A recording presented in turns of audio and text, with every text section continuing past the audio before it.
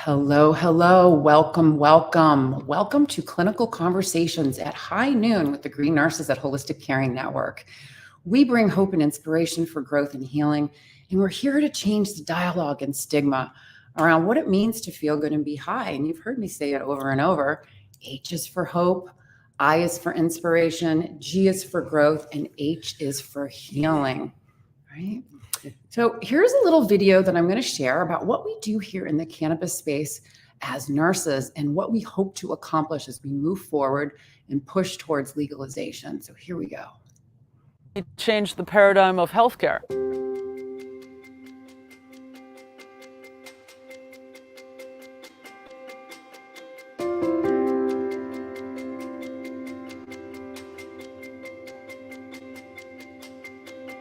The Green Nurse is a holistic cannabis nurse that teaches on the endocannabinoid system and the safe utilization of cannabis and other progressive tools to help people reach a better quality of life. I'm the founder of Holistic Caring. We're based here in California, and we do educational programs and case management for patients on how to use cannabis therapeutically as a medicine. We're also here to decrease stigma around what it means to feel good and be high, hence the H for hope, I for inspiration, G for growth, and H for healing. As the founder of Holistic Caring, I basically oversee the whole ship, and what we're doing is progressive education. Cannabis actually supports all 11 organ systems, our immune system, and all the neurotransmitter signaling systems that give messages to tell our body to either do something or not do something. Because the plant was prohibited, it prevented health professionals, doctors and nurses from learning about cannabis as medicine. I want to change the paradigm of healthcare and us paving the way into a new vanguard of medicine. And I'm excited to really bring this into light. There's a company called Cannabis that we're merging with, and we will now be doing global education. It's about education, it's about empowerment, it's about teaching people how to feel good, bridging the gap from what they're not getting from traditional medicine, utilizing different plant medicines, adaptogens, tips, tricks, hugs, and nugs of information to support and nourish the most important system in our body. And it's a lot of soul work, a lot of love, a lot of discipline, and meditation. I'm using my life work as a testimony to others to learn how they can be their own hero and then go help heal the world. And we are, as nurses, the game changers.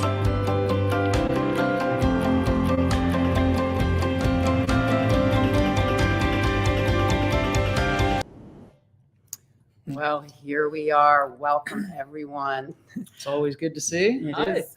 Happy August. Happy August. So I want to introduce ourselves in case people are new out there watching for the first time. My name is Sherry Tutkus. I'm Vice President of Nursing at Holistic Caring and the Green Nurse. I'm a cannabis nurse, cannabis patient, registered nurse, advocate, activist, podcaster, and stigma fighter, right? We're here to change the paradigm of healthcare. You've heard Elizabeth say that, with a team of amazing nurses and health professionals around the globe. So I want to introduce Elizabeth. I'm sure if you all haven't seen her before, she's my business partner and co-host of our monthly clinical conversations. Elizabeth Mack is the CEO and founder of Holistic Caring Network, where the Green Nurses operate out of.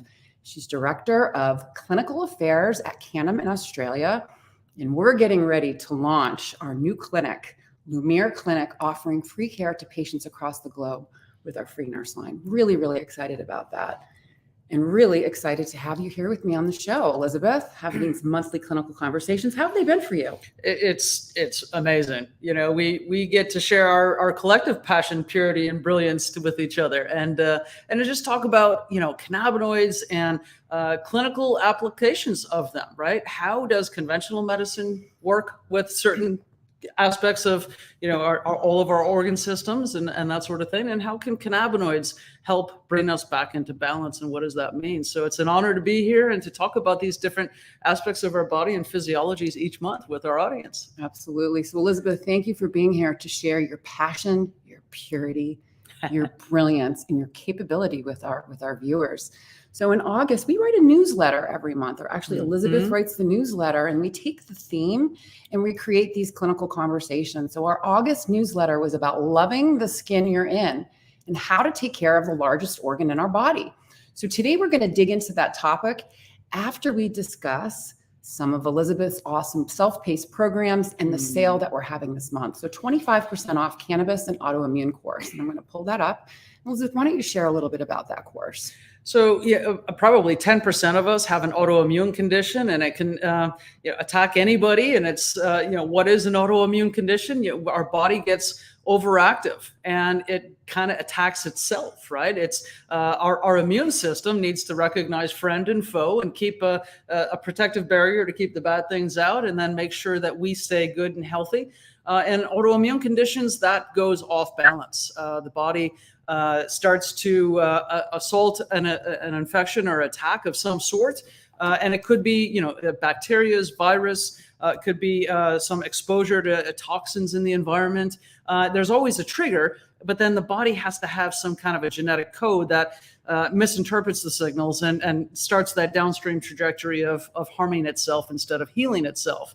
So autoimmune conditions are very delicate. It can be the gut, it can be the skin, like in psoriasis, we'll talk a little bit about today, rheumatoid arthritis, MS, lots of different conditions, PCOS. There's so many different autoimmune conditions, and basically it's all a disease of imbalance. And how does the cannabinoid system help bring restored balance back to that?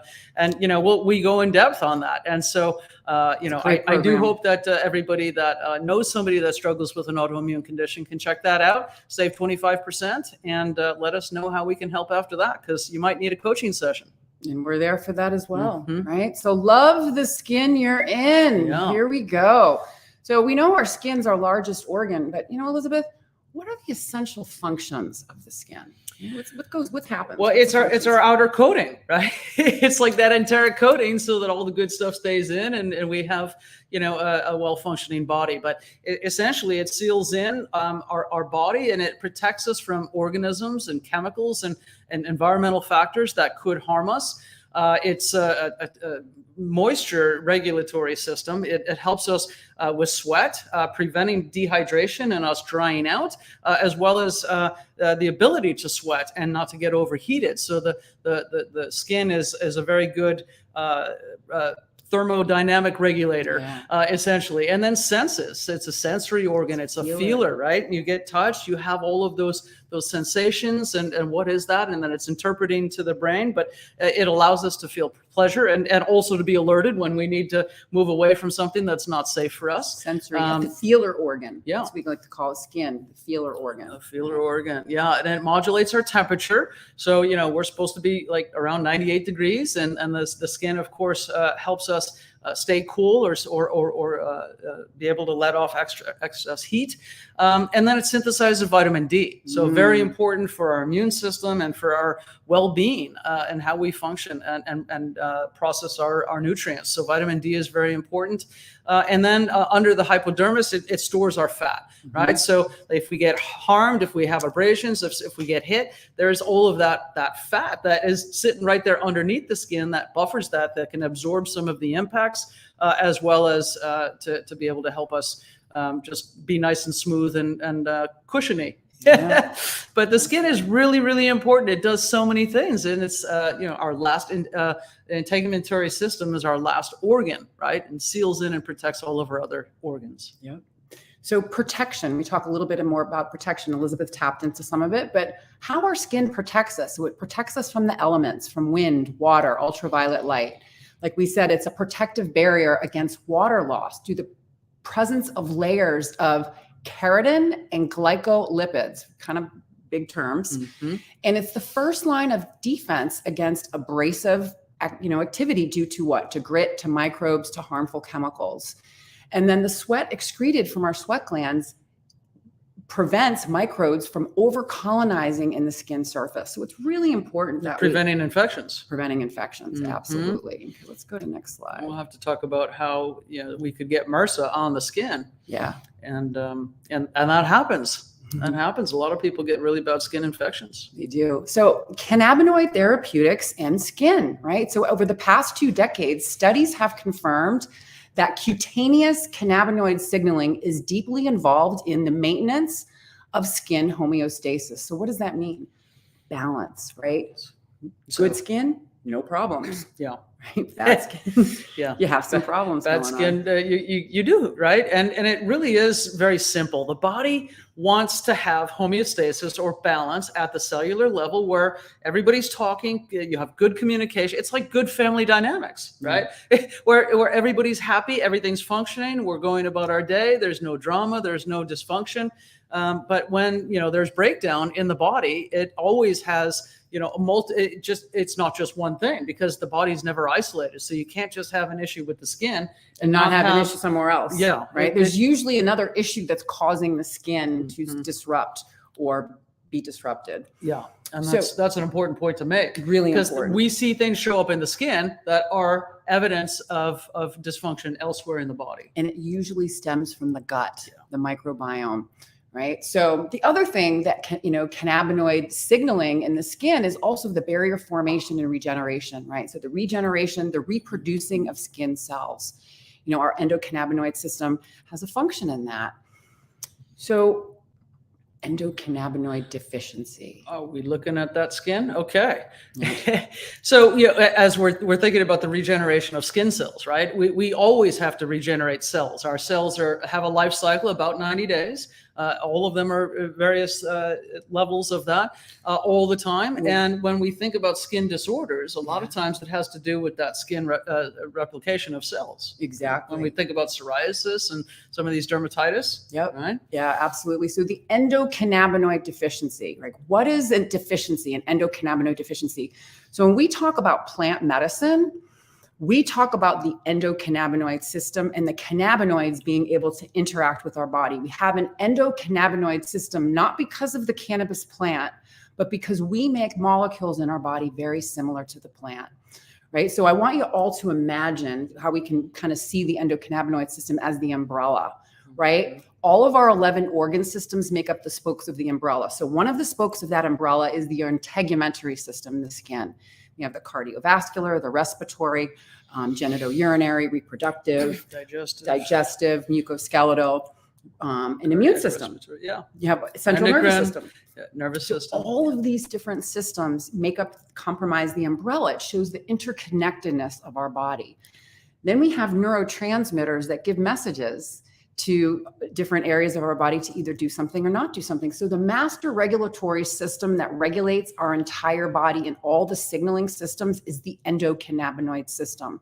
It's an on-off switch that turns on and off depending upon what's going on in our body, right? So we produce internal endogenous cannabinoids upon demand, right? In response to stress. In response to stress, something's going on. What's going on in my body? Well, There's an alert.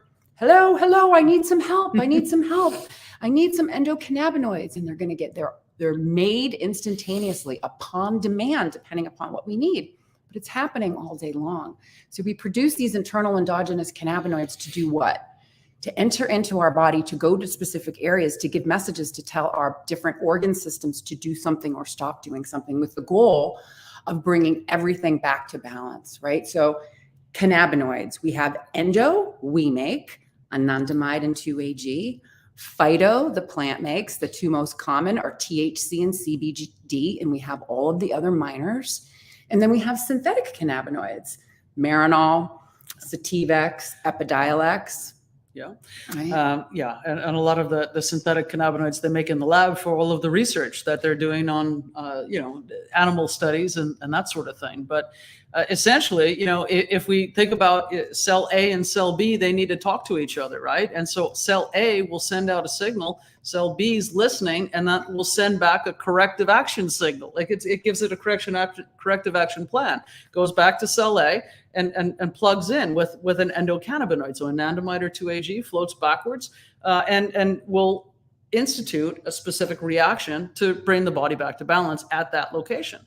When we're not making our own endocannabinoids, we can put phytocannabinoids into the body. They get in systemically. So think about floating through the body on a little canoe, looking for where you need to dock and help fix the situation. Receptors. That's what the phytocannabinoids do.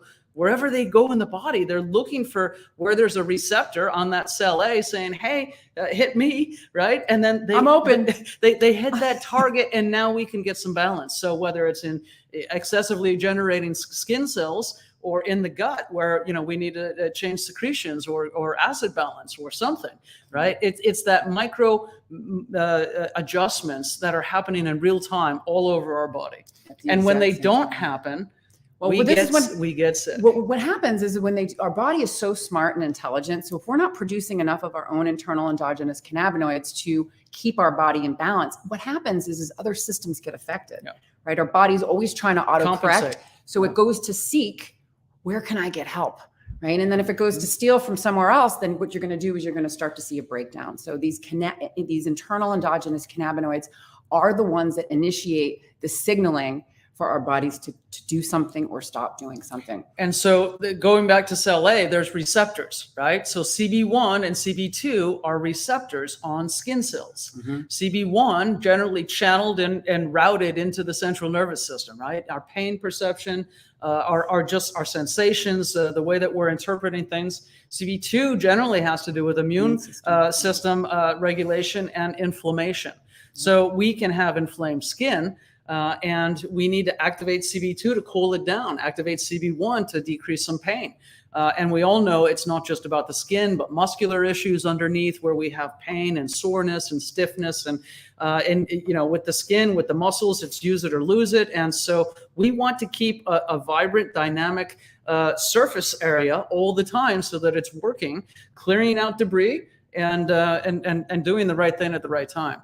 Yeah. So what's this picture here? Oh, Sherry? that's a really cool picture. It truly goes to show the complexity of the endocannabinoid system and how we have these receptors in our skin, right? So natural endogenous cannabinoids that we make are produced in the same concentration in our skin as it does in our brain, right? So it's very interesting. And so these CB1 and CB2 receptors are found in skin, hair follicles, sweat glands, and nerve fibers.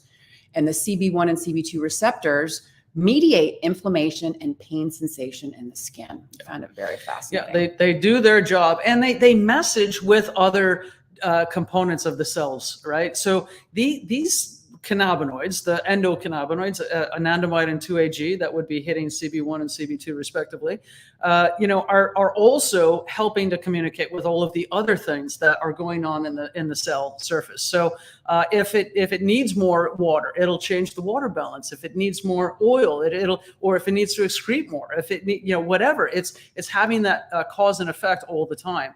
And so when we're living in a good state of balance, everything's good. But when we get conditions like allergies and acne and psoriasis and tumors, there is dysregulation because the endocannabinoid system has broken down. And it's really always that, right? When the ECS goes down, everything else goes down. And then you get the body compensating. It's trying to right the ship, but it's hard. So then what does traditional medicine do?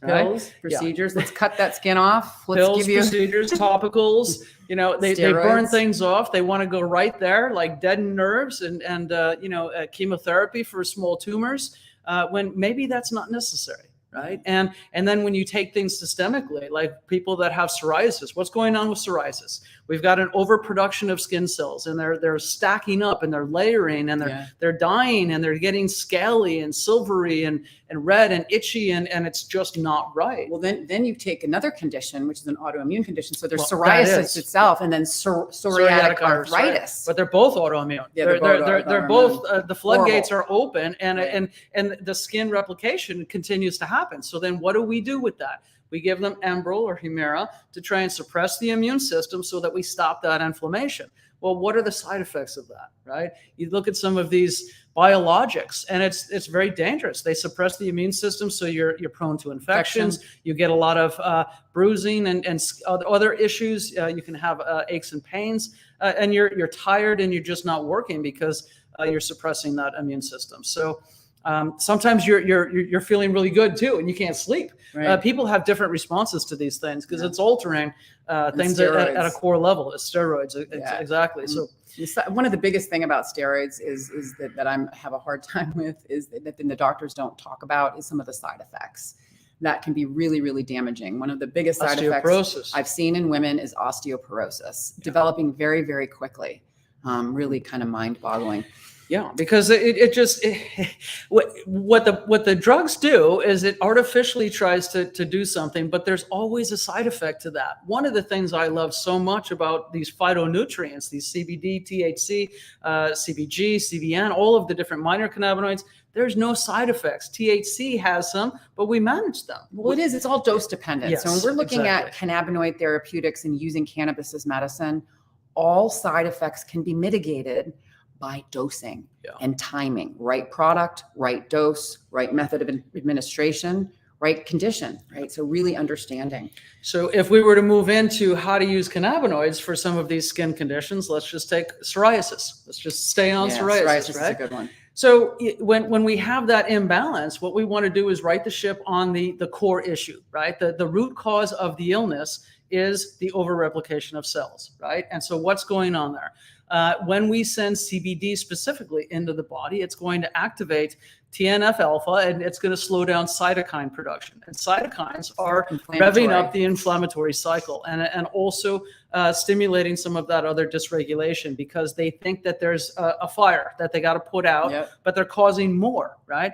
So when we put CBD into the body, it's going to quiet that. It's going to quiet that signaling and plug into the right receptors so that it can communicate the right messaging to downshift the inflammatory response, which will cool down the area, stop that overreplication, stop some of the swelling and the redness and all of that, and maybe be able to help that go back to order. And it takes time. This is a plant, right? A lot of times when we think about cannabinoid therapeutics versus conventional drugs, those are quick. You might, take something within 3 days. You're like, wow, that drug is amazing. But then you get the side effects at day 7 and you're like, what am I doing with this drug? Right. Cannabinoids are different, gentle, nuanced. You just drip it in. You start to see a little bit day by day, but you also need to read your body and tune into what is the cause and effect of this dose of CBD that I'm taking. Do I need a little bit more? And every 3 days, I like to really assess that dosing. Is this, helping me, or is it not enough? Do I need a little bit more? Do I need something else? And that's where you have a good clinician that can also come in and say, let's try CBD, CBG if it's not working, or some of the other things. And then this is the thing too, is when you're looking at skin, what are the other things that are going on in your body, right? 9 times out of 10, when I'm working with people that have skin disorders, they generally have issues going on with their gut. Right. Yeah. Right. Microbiome is huge when it comes to skin health. Yeah. And I was referring to taking tinctures because that's always my favorite, first thing that we're going to go to, right? Is like, we want that systemic activation. You put these drops in your mouth, you let them absorb into the oral mucosa for a minute before you swallow, and it goes right into the bloodstream. And if I had psoriasis on my elbows, it's going to go and find that area that might have some disarray and say, where are there CB1, CB2 receptors that I can activate and message back to that cell to restore balance. Yep. Very good. So this is step 1, but what else would we do? Well, we would do topicals too. We'll talk about that in a minute. We have a whole section on topicals. But right. Let's talk about a couple of other conditions that are really important. So this is, and a lot of people don't know this. So acne, CBD can increase our levels of anandamide, which reduces activity in our oil glands. There's a statement for you. CBD is antibacterial. So we talk about topicals, and we can also talk about ingesting it. And then allergic inflammation of the skin, right? So we look at THC and CBD. It can reduce skin inflammation, decrease itching, right? Promote relaxation. I don't know about you, but when I itch, you ever have a bug bite? You're sticking your fingernails in it, making an X. That's what I used to do because it itches so much. But you put a blob of CBD on there. I'm not going to kid you. It helps. A good topical. A good topical. A good whole plant topical that's going to get in there. And, what is it doing? It's activating several different things. But let's talk about the other properties of these phytonutrients like CBD, CBG, CBN, CBC. Not only anti-inflammatory, antimicrobial, antibacterial, antifungal. And what that means is that you've got this pleiotropic power of these cannabinoids and different combinations of them that we could talk about, as well as terpenes. So a lot of times the terpenes are also synergistic with that, and they're going to also have antifungal, antibacterial properties. So when we have a good topical that is able to combine some of these ingredients, and that's why the medicines matter so much. It's not just go take some CBD, go to the gas station. And we were in Tucson Tucson and last couple weeks, and I always drive by this one gas station that has CBD you can feel on the billboard right in front of the gas station. What do we want that CBD? Is that really what I want to do, is buy CBD at a gas station? No. So yeah, we're not always going to be talking about these cannabinoids that are all the same, because they're not. And we can get into that later too. Yeah, absolutely. So a little bit more about skin conditions too. Tumors, skin tumors. I'm going to bring up a quick little story. Yeah. Rick Simpson, I'm sure if you've all heard about him, he's a guy, he's a man who treated his malignant melanoma. He had basal cell carcinoma on his arm. He also had malignant melanoma, and he used a full extract cannabis oil and Rick Simpson oil topically right on it, and he also ingested it. Mm-hmm. And so just for the viewers, Rick Simpson oil is a high concentrated, it's a concentrated oil that is generally made from naphtha or non-food grade alcohol where they do the extraction. It can be a little bit dangerous. Yeah. So what people are doing now is they're making full extract cannabis oil using food grade alcohol, grain alcohol. Yeah, 100% grain alcohol. Yeah. It needs to be that pure Right. stuff. Right. And so the thing with cancer, so just with the skin tumors, when you're thinking about, how cannabinoids can work on tumor, it can work as an anti-proliferative, anti-angiogenesis, anti-metastatic, and apoptosis. So actually inducing cancer cell death while keeping healthy cells untouched. Right? And there are so many people that will use a CBD topical or maybe a 1-to-1 topical, and you're going to want to use topicals differently. Like Right. if you have a lot of pain and you're trying to treat muscle issues and things below the surface, you're going to need a little bit of THC, like a relief from Papa and Barkley or something like that. But if you're just treating some skin cancers or psoriasis, CBD is generally adequate. Yeah, Sometimes it you'll is. see a CBD with CBG for anti-inflammatory benefits, but essentially, they're all going to have efficacy, and it's a trial and error process. But we do know enough to help people get started. Yeah, absolutely. So topical products.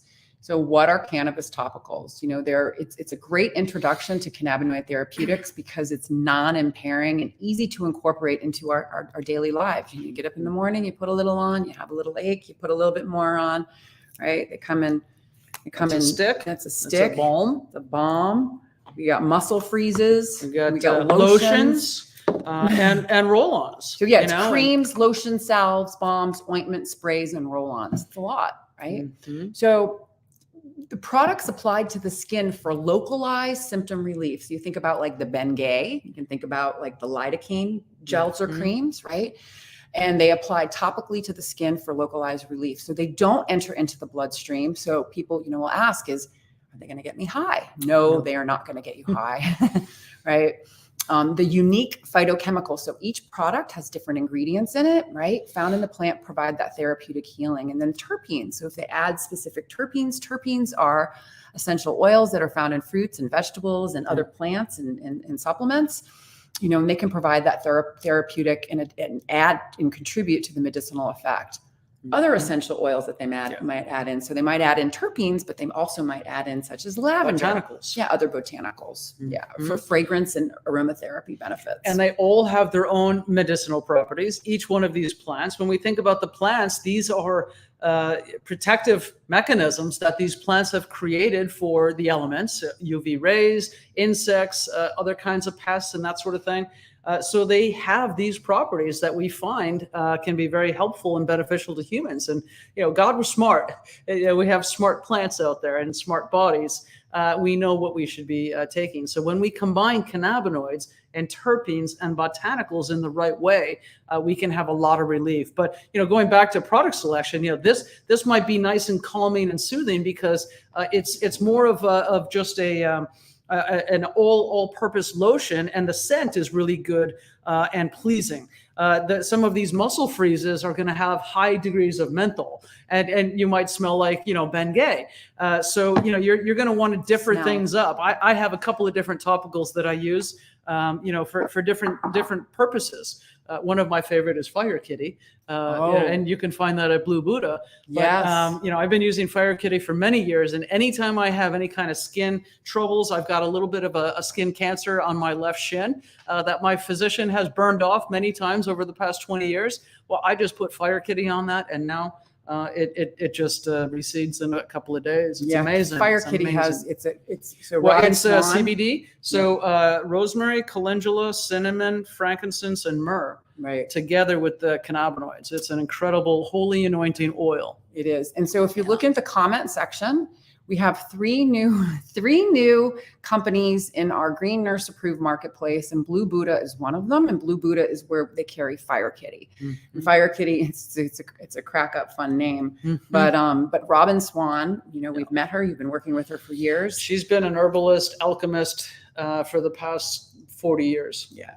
And she's like our age. But she learned this as a child. Yeah. She learned cannabis and herbalism as a child. And these are the people that know how to do it because they've got the recipes from generations passed down. And this was all from Persia, the folks in her family making these holy anointing oils. So having some frankincense, and think about frankincense, boswellia. It's a good anti-inflammatory. It's curcumin and some of these other things that are in these modern products can really make a difference naturally. Absolutely. So the onset. So when you put a topical on, the onset I've seen, vary, but I typically have seen anywhere between 10 and 15 minutes. That's about right. And it can last, anywhere from 2 to 4 hours, depending upon how much you put on. When we talk about bioavailability, we're looking at, is it getting into our bloodstream, right? So it's not getting into our bloodstream. It works as a local anesthetic, like we had said, like a topical, very similar to Bengay or lidocaine, but it just has more therapeutic potential to it. And a lot of times we'll get questions from patients that will say, are patches topicals? And so I want to kind of clarify that transdermal patches are not topicals, because oftentimes these transdermal patches have a specific chemical in them that allows it to get into the bloodstream. So it sits on the skin. It has these little micro pellets that actually help break down needles, little micro needles that help break down the skin very gently to help it to get into the capillaries, which then filters into the bloodstream and starts to circulate. Yeah. Our science partner in Australia, in Sydney, Mike, who's working with us on formulating some products, we are going to be doing some testing out of Singapore to create some new medicines that are transdermal lotions. So, we can take a nice lotion like this, spray it on, or just massage it in, and have those microneedles penetrate the dermis and actually get into the bloodstream, so that we do have some systemic activation and at least deeper penetration into the skin in that localized area. So there will be new product formulations and development once we have greater technology and understanding as how these activators might work. But the patches, they're expensive and they're in short supply. I tried to find some patches the other day in a dispensary, and it's hard. It's really hard. Yeah. You might do better off looking for CBD patches online. There are some vendors that ship, and you can get a pack of them and try them for a few weeks and really see, what the benefit is. I've had a friend of mine, though, who loved these patches, who was actually working with a patch company for briefly, and she would wear 3 patches at a time because she had so much pain. And this brings me back to the other point of inside outside, right? So if you're just trying to treat pain with a topical and you've got a lot of issues, you're not going to get there. You need the inside tincture to help with the systemic, and the outside topical to give you that localized relief. Yeah. Right? So this is what we talk about stacking, right? So using, what we found in our experience of working with a lot of patients is that taking micro doses a little bit, self-titrating throughout the day of multiple different products, a topical or a tincture a few times a day, maybe adding a gummy or a capsule, medicating multiple different ways to hit all different receptors. When we're talking about endocannabinoid signaling, we have to remember that it's happening all day long. It just doesn't happen once, right? The endocannabinoid system, that switch is going on and off all day long. So it makes sense, very similar to eating, right? That we would want to eat. steady amounts throughout the day to keep our blood glucose level. We want to do the same thing when we're talking about cannabinoids. Yeah, because we think about onset and duration, and it's like, how long does this last? If a topical's every 4 hours, you might need to reapply every 4 hours. I put my topicals on every night before bed because it helps calm me down and helps me sleep. Because if I'm not having skin issues or pain, then I can sleep better. So, what we're looking for is that stacking of the internal, external, but also the cannabinoids and the pharmaceuticals, right? So be cognizant when you're taking some of these phytonutrients that you might need to look at the other side of the treatment plan and saying, how much Motrin am I taking? What about those creams? How much am I using that? Alternate the creams that the doctor might give you with the cannabinoids and see, what kind of response you're getting from that. And some of these other biologics, if you are on Humira and Enbrel and some of these other pills that might be more troublesome long-term for you, really have a conversation with your doctor. I'm taking CBD now. It seems to be effective. Can I maybe lower my dose of some of these other things, or lower your Motrin, or lower whatever is bothering you, because you might not need it as much when these phytonutrients start working. Yep. And the part that's great too about, phytobotanical nutrients from cannabis is oftentimes if you are on pharmaceuticals, it will bridge the gap from what you're not getting, and it helps decrease or mitigate side effects of those pharmaceuticals for sure. So when we're talking about, cannabinoid therapeutics, it's not just about cannabis, right? Lifestyle, right? Affects our skin health too. Actually, lifestyle affects everything. Lifestyle affects how cannabis is going to work in your body. It affects our endocannabinoid system, which takes all of our organ systems and neurotransmitters. So what can we do to take care of our skin besides cannabis? Yeah. Well, if just think about it, we want to stay healthy. And if we stay healthy, if we're treating our body like a temple, if we're treating it right and honoring ourselves, then we're going to have a good endocannabinoid system, and we're going to stay healthy, because this is the most important core system to take care of. And how do we upregulate the endocannabinoid system? Proper diet. Diet is always going to be the first thing. When I think about the things that I'm eating, yesterday I had a beautiful cruciferous blend salad with beets and tomatoes and lentils for lunch. And for dinner, I had a yam and green beans and a salmon, right? It's like, that is the way that we really should be eating. But how many times do we hit the drive-through and say, I'm too tired to exercise? And then wake up with a big zit on your face. Because then the next thing that you need to be doing is exercise, right? Getting your body moving. It's the motion is the lotion. Motion is the lotions, and it helps everything stay patent and working. Well, the thing is though too, is you think about exercise, when you start to sweat, what are you doing? You're releasing toxins through the skin. The skin. Yeah. Right. So it's really, and it really helps important. excretion also. And right? exercise helps the lymphatic system, right? Our lymphatic system keeping things moving is parallel to our circulatory system. Our circulatory system has a pump, so it's what beats our heart, but our lymphatic system doesn't. And the kidney system, right, clearing things through and getting rid of waste and byproducts of digestion throughout the body. So it's important to keep moving. So keeping the nutrition as good as possible with fruits, vegetables, lean proteins, and then moving every single day. And then when we've got some skin issues, making sure that you're testing them, that you know what's going on, and you're just not ignoring those moles or something that might be bothering you, just saying, oh, it'll just go away. Well, it's showing you that there's something wrong with your body. So please get that checked out. And then, basic calming things down with Epsom salt baths. And soaking, that can pull some toxins out. CBD bath bombs. CBD bath bombs is good too. Have you had a CBD bath? I have. A CBD bath bomb is just there. It's just absolutely amazing. I've actually done them in a tub, and I've done them actually in a spa. There was a spa that was able to, we dropped in, we did a water ceremony, we did a CBD ceremony, we dropped it in, we got into the water, we all were oming, and it was great. And I felt like a floating head. So at one point in time, I was so relaxed. And there's actually a client that I was taking care of, this very interesting story, who was a bodybuilder, and he used to come into the CBD shop that I was working at once a week, and he would buy 5 bath bombs. And that was his regimen. He was a bodybuilder. He exercised, and every Sunday night, right before his competition, if he was competing, he would do one. Every single Sunday night, he would bath bomb it. An hour in the bathtub, 100 milligrams of CBD. Wow. He was blown away at how he felt. in just a short amount of Better time. Anti-inflammatory and recovery.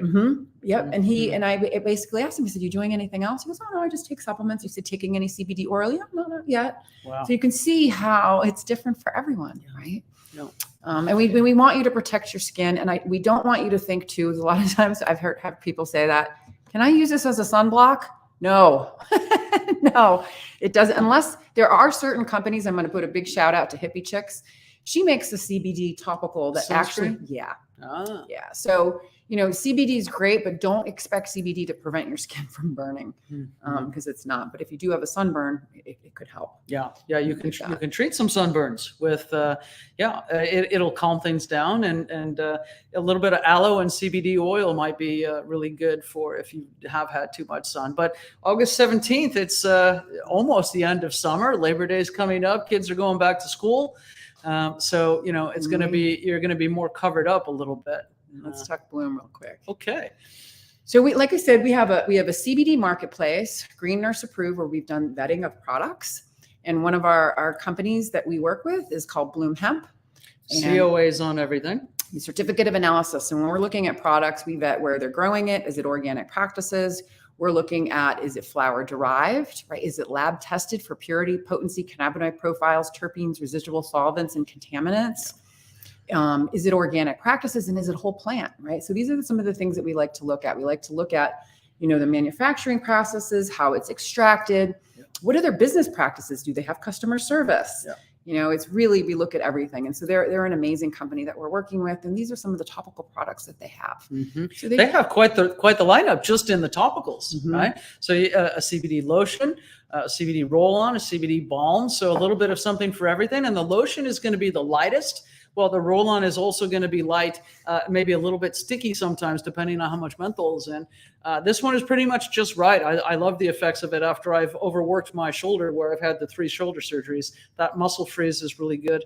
And then the balm is really good for just regular skin conditions and itching and some dryness. That can help. And then the other roll-ons that are shown to the right, there's a lavender and there's a rosemary.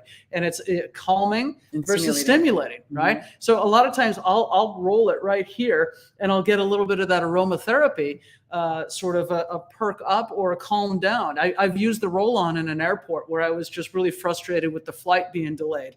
And it was just really nice. I put it on my temples and of course on any sore spots, but it was nice and calming. And I've actually used the rosemary one right before I got up at a speaking gig to give myself some clarity and energy. And you can use these things any way that you want, but it's a lot of fun to discover how it works for you. But really just going back to the quality of the brands that we do promote, it's important to have that certificate of analysis and the good manufacturing practices as much as possible, as well as organic. All of the CBD from Bloom is grown USDA organic. So we know that there's no, what happens a bioremediator. It'll clear soil of toxins. So we know that it is planted and treated in a way that is going to be good for health in the body.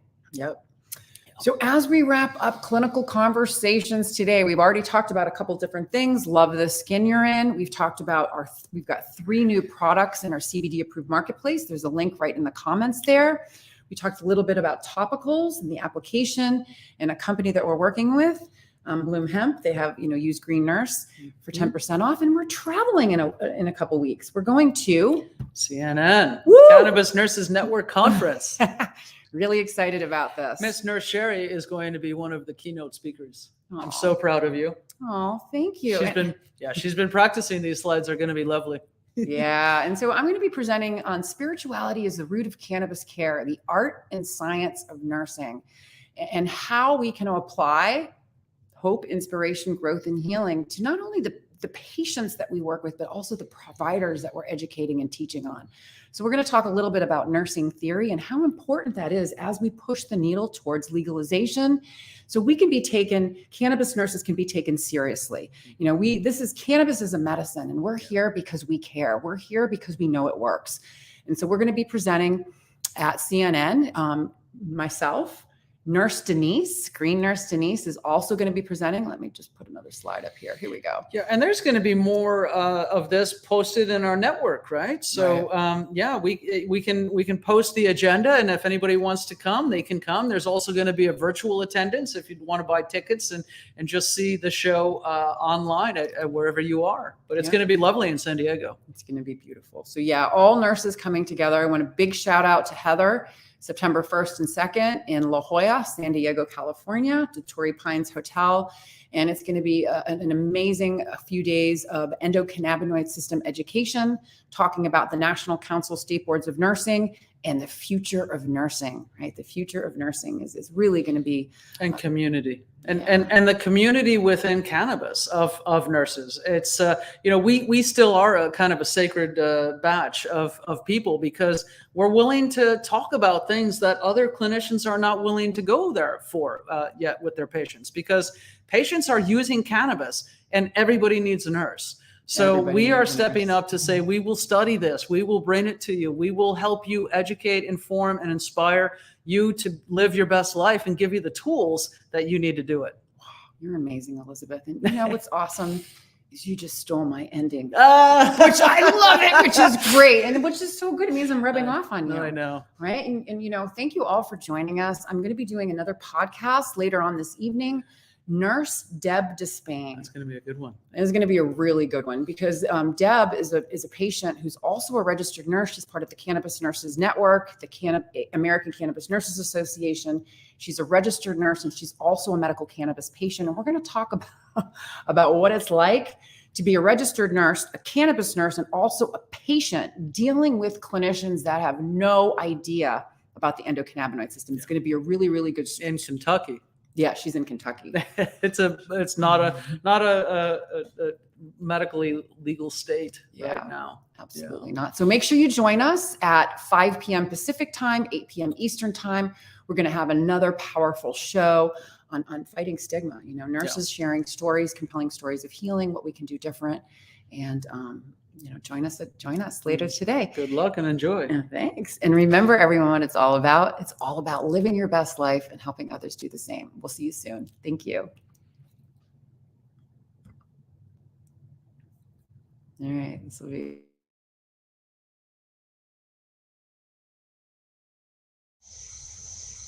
We're here to educate and empower patients to make choices that are best for them. We're also here to decrease stigma around what it means to feel good and be high. Hence the H for hope, I for inspiration, G for growth, and H for healing.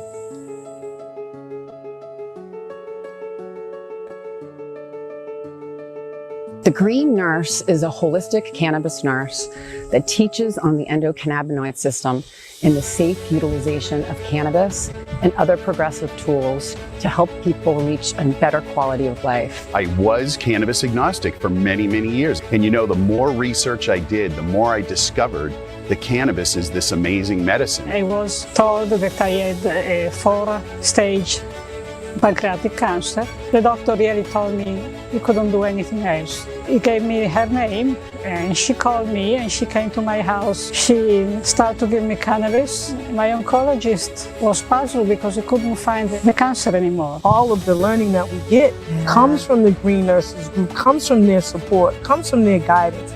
I trust everything that she says. Simply meet people where they're at. The plant doesn't, stress to grow, so we don't stress to share it. We're healing people. Cannabis has been used as a medicine for tens upon thousands of years. Here's the big message. Cannabis needs to be federally legal. We need to have laws that are the same across all 50 states that allow access to anyone and everyone who wants to utilize this powerful medicine.